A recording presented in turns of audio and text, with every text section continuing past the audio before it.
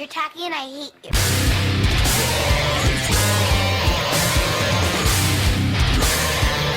Hello everybody, welcome again to my day 2, this is like not day 2 of Conspiracy spoiler season.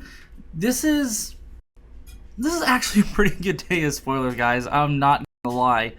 We have a sweet reprint and we have some really sweet cards. So you really can't spell conspiracy without spicy. So let's get right into this.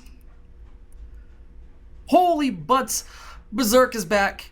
Wow. One of the craziest pump spells in Eternal format. I am really happy to see that Wizards of the Coast is showing some love to the Eternal community. This is such a good card. 1 green is an instant speed only before combat damage step. Target creature gains trample and +X/+O, where X is its power. At the beginning of the next end step, destroy that creature if it attacked this turn. This has enabled some turn 2 kills in Legacy with Glistener Elf and Infect. It is just such a great card, and it's really nice to see that Berserk is getting a reprint in Conspiracy 2. I think this could lead to some really wild games in the format, just in general, because this card is just so good. You have some creatures that, like, even as casual, it's too good. Let's just move on, because this is gonna drive me insane. Garbage Fire is 2 of anything, 1 red for an instant, and you reveal it when you draft it. Note how many cards you've drafted this round, including Garbage Fire. Deals damage to target creature equal to the highest number you noted for cards named Garbage Fire. This is such a funny card. I mean, just look at that art. It's burning the garbage. This is so good. This is probably my favorite named card up to this point in any set. Wow. I mean, look at this art. Look at Grenzo just burning the garbage to the ground. Wow. This could be a potential big blowout. You get it last pick and you're just like, well, drafted 6 cards, guys. Get decked. Let's go ahead and move on. This card's great. I love the flavor, love the artwork. I'll probably be trying to get a bunch of these just because it's so funny. Speaking of Grenzo and goblins, Grenzo Havoc Razor is 2 red for a 2/2 legendary Goblin Rogue. Whenever a creature you control deals combat damage to a player, choose 1. Go to target creature that player controls, or exile top of that player's library, and until end of turn, you may cast that card, and you may spend mana as though it were mana of any color to cast it. Wow.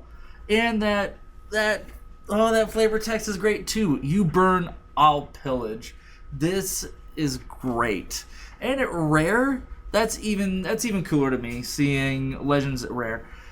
So let's go this step by step. So we'll go over Goad in a minute. It's one I haven't covered yet since I really didn't start at the beginning of spoiler season. We'll go over that here in just a moment. But that second ability, exile top card of that player's library, and until end of turn you may cast that card and spend mana as though it were mana of any color to cast it. Wow. This is a really solid card to me. Being 2, it's a bear. 2 for a 2/2, right on curve. And being able to just to cast your opponent's spells is great. You could get rid of some of their bombs late game. This is really just a solid card, an aggressive deck. Being 2 mana is great. Being double red, it's could be a little bit hard, but in the right deck, I feel like this is just gonna be a sweet card, and that can get rid of some of your opponent's threats. It's just really solid. Speaking of Goad, Jeering Homunculus is 1 of anything in a blue mana for a 0/4 Homunculus. When it enters the battlefield, you may Goad target creature. This was, one of the first cards that were spoiled. So Goad is one of the new mechanics in Conspiracy 2. Until your next turn, that creature attacks each combat if able, and attacks a player other than you if able. So not only can Grenzo get a card from your opponent, but it can also protect you from something huge, which is really nice that it's able to do that, as long as it, survives, combat. Illusionary Informer is one of anything and a blue mana for a 1/3 bird illusion. When you draft it face up. During the draft, you may turn Illusionary Informer face down. If you do, look at the next card drafted by a player of your choice. And it also has flying. So it's got evasion, so it's already pretty cool. It's 2 mana for a 1/3, which isn't great, but you'll take it because this can block forever, and it also has evasion, and it's super important in draft.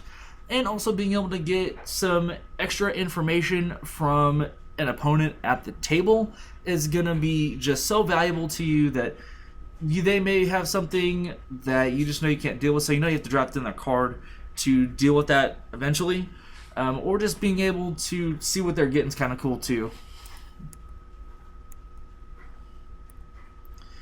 Skyline Despot is 5 of anything and 2 red for a 5/5 dragon with flying. As it enters the battlefield, you become the monarch. At the beginning of your upkeep, if you're the monarch, put a 5/5 red dragon creature token with flying onto the battlefield. Wow. This is the second card we've seen so far that really is benefiting you from being the monarch. It's like Keeper of the Keys in red, super high cost, but you know what? If this gets to your upkeep, getting another 5/5, wow. I mean, for 7 mana, for 5/5 and flying, it has evasion. This is going to be a card that ends games, guys.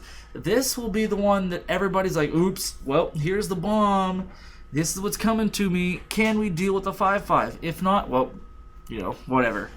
But I really think that this, even outside of this format, you got Jund tokens, there's red tokens in general. This is going to be a great card. I think this is going to see some definite play in Commander because 7 mana, it's not really that much. Let's be honest. Spire Phantasm, 2 of anything and 2 blue for a 3/2 Gargoyle Illusion. Reveal Spire Phantom as you draft it. The next time a player drafts a card from this booster pack, guess that card's name. Then that player reveals the drafted card. It also has flying. When it enters the battlefield, if you guess correctly for a card named Spire Phantasm, draw a card. I like this. Being able, if you can guess a card correctly, it's better. But I mean, this is almost like a worse version. This is, I don't know, like being able to draw cards cool, but I don't know. I think you'll take it just because it's 4 for a 3/2 with flying and evasion's nice, but I don't think this is first pick. I think this is more towards the back of the pack. But of course, if you're really sweet, you know what you're sitting next to your buddy and you see the pack, you know what they're guessing. Good for you. You're gonna essentially have like a mole drifter that stays. Subterranean Tremors is anything X and red for a sorcery that it deals X damage to each creature without flying. If X is 4 or more, destroy all artifacts. If X is 8 or more, put an 8/8 red lizard creature token onto the battlefield. Whoa. Let's go with this step by step. Mizzix players must be freaking out. X spells are great for Mizzix players. Subterranean Tremors deals X damage to each creature without flying. So, a lot of games when I played Commander, a lot of it's dealt on the ground if you're playing creatures. I don't see, a ton of evasion, but this is going to be a blowout. If X is 4 or more, destroy all artifacts. That is huge in Commander. A lot, most people, that's how they're ramping. You have some of these artifact-based decks. Get wrecked, Muzio. Get wrecked, everybody. This is going to be sweet. If X is 8 or more, put an 8/8 red lizard creature token on to the battlefield. That is great. If you can get something else out of this, it's just more bang for the buck. You get 8 in red, and it's just gonna start blowing out games. And we've got Volatile Chimera. 2 of anything in red for a 3/2 elemental chimera. Before you shuffle your deck to start the game, you may reveal this card from your deck and exile 3 or more creature cards you drafted that aren't in your deck. And then you can pay 1 and a red, 1 of anything in a red, to choose a card at random that you exile with cards named Volatile, Chimera, and it becomes a copy of that card and gains this ability. Now,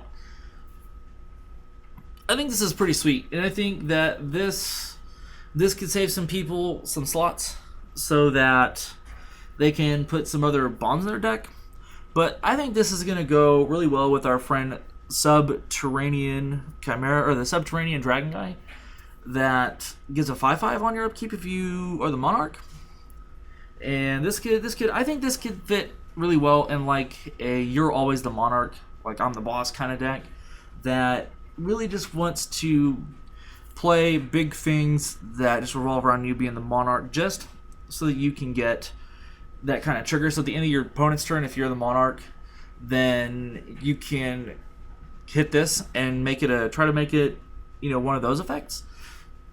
But other than that, I'm really on the fence, since it's not exactly like a clone, but it still becomes that and it gets all the effects. But I don't know. We'll have to see. I think that this will probably be, you know, like a maybe 4th or 5th pickable, but I'm not entirely sure. So I do believe that that's going to do it for today's spoilers, everybody. What'd you think? You know, what's your favorite card so far that we got today? What's your favorite card out of the set? Let me know. You know, put a comment, like, subscribe. It helps the channel out quite a bit. And I'm hoping to see some more spicy cards coming up. That way we can get some more good spoiler videos coming, and we continue to do this through the next sets. But yeah, leave a like, subscribe, comment, and we'll see you next time, guys. Peace.